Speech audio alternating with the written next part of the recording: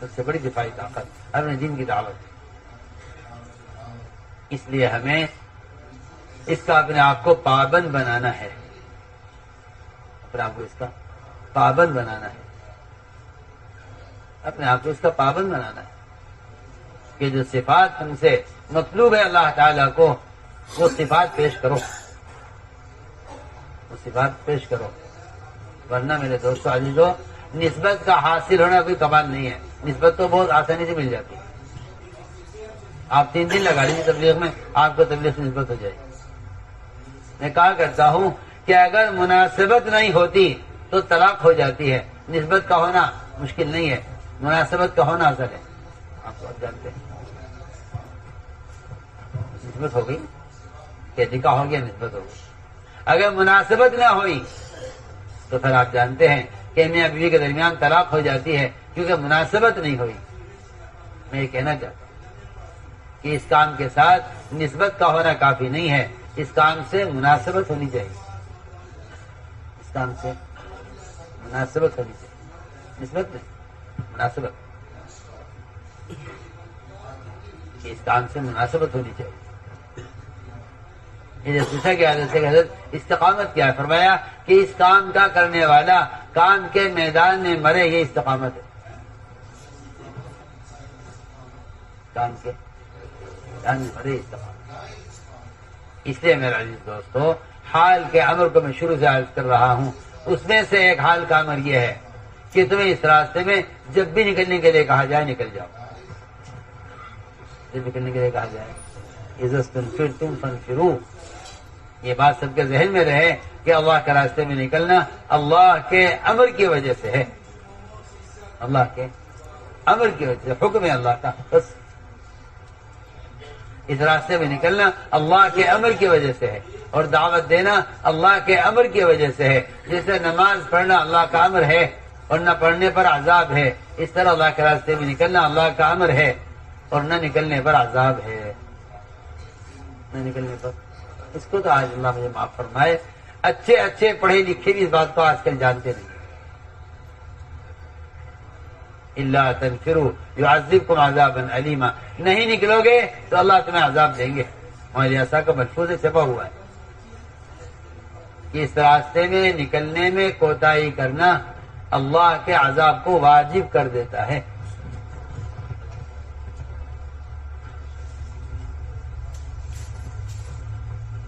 اس راستے میں نکلنے میں کوتاہی کرنا اللہ کے عذاب کو واجب کر دیتا ہے۔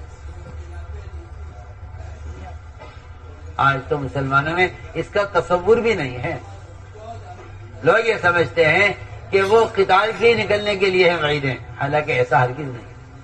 بے شمار قرآن کی آیتیں اور بے شمار حدیثیں ایسی مل جائیں گی آپ کو اگر آپ دھیان سے پڑھیں کہ جہاں قتال کا ذکر بھی نہیں ہے، قتال کا شبہ بھی نہیں ہے، بلکہ صحابہ خود کہہ رہے ہیں کہ کوئی قتال ہونے والا بھی نہیں ہے، اگر نہیں نکلو گے تو عذاب آ جائے گا، نہیں نکلو گے تو عذاب۔ عذاب صرف قتال چھوڑنے سے نہیں آتا، بلکہ عذاب دعوت کے چھوڑنے سے آتا ہے۔ عذاب، ہاں سنو تو کیا کہ عذاب دعوت کے چھوڑنے پر آتا ہے۔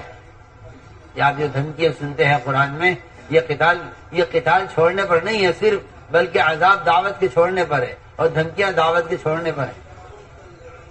پڑھیے قرآن میں ہے وَأَنفِقُوا فِي سَبِيلِ اللَّهِ وَلَا تُلْقُوا بِأَيْدِيكُمْ إِلَى التَّهْلُكَةِ، کہ اللہ کے راستے میں پھرنے پر مال خرچ کرنے میں کمی مت کرو، ورنہ اپنے ہاتھوں اپنے آپ کو ہلاکت میں ڈالو گے۔ یہ آیت جب نازل ہوئی جب صحابہ کرام نے کچھ عرصے کے لیے مدینے میں رہنے طے کیا تھا مقامی کام کے ساتھ، کچھ کاروبار، کچھ تجارت، کچھ اپنے ذاتی کام دیکھنے کے لیے، اس پر آیت نازل ہوئی تھی۔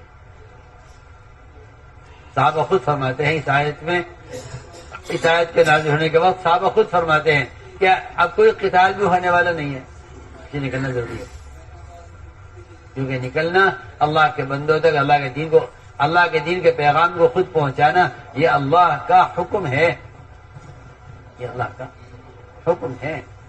اس حکم میں کوتاہی کرنا یہ اللہ کے عذاب کو واجب کر دیتا ہے۔ اس لیے میرے دوستو عزیزو، اس کام کو اللہ کا امر سمجھ کر کرو، اس کام کو اللہ کا امر سمجھ کر کرو، یہ کام اللہ کا امر ہے۔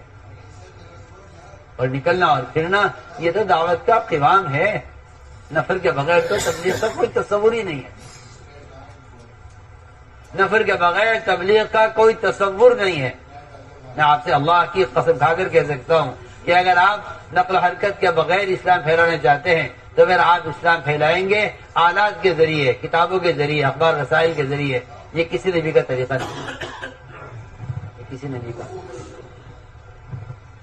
بلغ ما انزل من ربک، آپ خود پہنچائیے۔ ان لم تفعل فما بلغت رسالتہ، اگر آپ نے خود نہیں پہنچایا تو آپ نے رسالت ادا نہیں کیا۔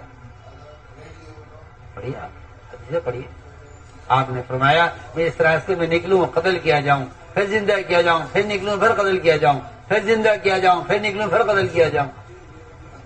پڑھیے آپ، اس لیے میں آج کرنا چاہتا ہوں کہ نقل و حرکت اور خروج اس کے علاوہ اور کوئی ذریعہ امت تک دین کے پہنچانے کا نہیں ہے، اس لیے کہ اللہ نے انسان کے علاوہ کسی اور چیز کو ذریعہ ہدایت نہیں بنایا، اللہ نے بنایا ہی نہیں، آپ کیسے بنا لیں گے؟ اللہ نے انسان کے علاوہ کسی مخلوق کو ہدایت کا ذریعہ نہیں بنایا۔ یہ آپ کی حماقت اور جہالت ہے کہ آپ باطل آلات اور ذرائع کو دین کے پھیلنے کا ذریعہ سمجھتے ہیں، یہ آپ کا غلط خیال ہے۔ اللہ نے ہدایت کے پھیلنے کے ذریعہ صرف انسان کو بنایا، صرف آدم علیہ السلام سے لے کر محمد صلی اللہ علیہ وسلم تک سارا سلسلہ امت کو ہدایت پر لانے کے لیے، یہ پورا سلسلہ آپ نے بشریت میں رکھا ہے، انسان میں رکھا ہے صرف۔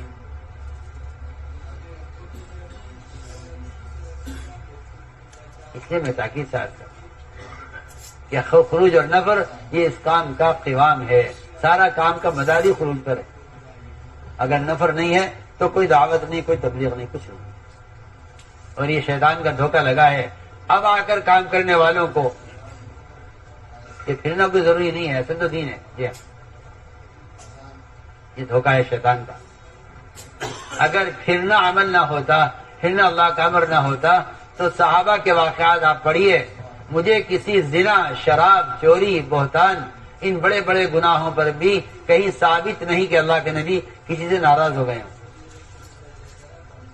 بلکہ آپ کو ملے گا روایت میں کہ آپ صلی اللہ علیہ وسلم نے شراب پینے والے کے بارے میں یہ خود فرمایا ہے کہ دیکھو اس کو برا مت کہو، شراب پینے والے کو، یہ ہم سے محبت کرتا ہے۔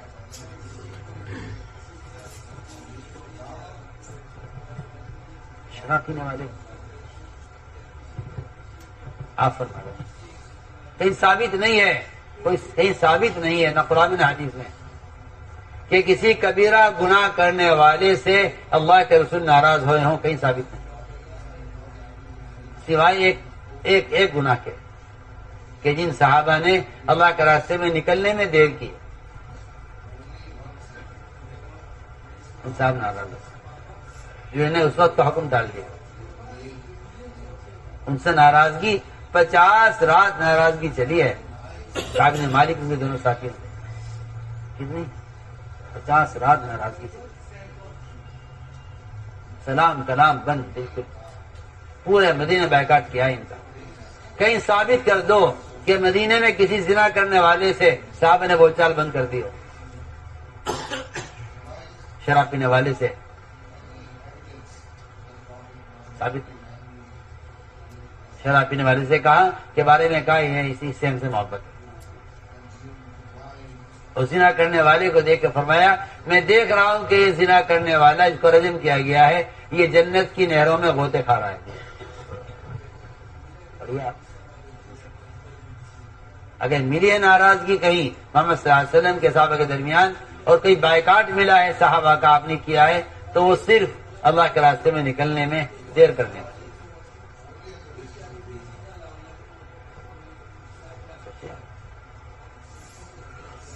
اس سے بڑا کوئی اور سبب اللہ کی ناراضگی کا نہیں ہے۔ اس لیے میرے دوستو عزیزو، اس کو اللہ کا امر سمجھ کر نکلو کہ اللہ کا حکم ہے، اس لیے اس علماء نے لکھا ہے کہ انفرادی دعوت دینا ہر مسلمان کے ذمہ فرض عین ہے، کیونکہ اس کے پاس اس کی اپنی دفاعی قوت ہے، اس کے پاس ایک دفاعی قوت ہے، اور دفاعی قوت ہر مسلمان، ہر انسان استعمال کرتا ہے اپنی چیز کی حفاظت کے لیے. آپ جانتے ہیں رات کو اگر آدمی نکلے تو ڈنڈا لے کے نکلتا ہے ہاتھ میں، کتا نہ آ جائے، کوئی سانپ نہ آ جائے. ہاں، دفاعی طاقت. ہر آدمی اپنی حفاظت کے لیے اپنے پاس دفاعی طاقت کا انتظام رکھتا ہے نا. آپ رات کو ٹہلنے کے لیے نکلے تو آپ ہاتھ میں ڈنڈا لے کے نکلتے، کوئی کتا نہ آ جائے، کوئی زہریلا جانور نہ آ جائے. ہاں،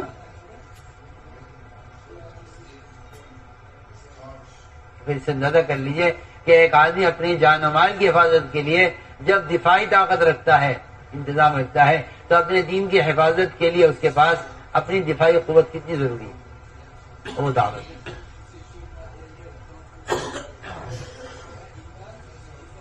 اس لیے میرے دوست عزیزوں، یہ عزم کرو کہ انشاءاللہ ہمیں اس کام کو کام بنا کر کرنا ہے اور اپنے اندر یہ صفات پیدا کرنی ہے. اس کے لیے زیادہ فرماؤ قدم اٹھاؤ. جو علماء سال کے لیے آئے ہیں سال پیش کریں، جو علماء 4 ماہ کے، جو علماء سال لگا چکے ہیں دوسرے سال کے لیے، اور تیسرے سال کے لیے آپ کو پیش کریں. کر کے بتائیں بھائی، ہمت کر کے پیش کرے اپنے آپ کو تیسرے سال کے. جی عبد الناصر آصف صاحب، مولانا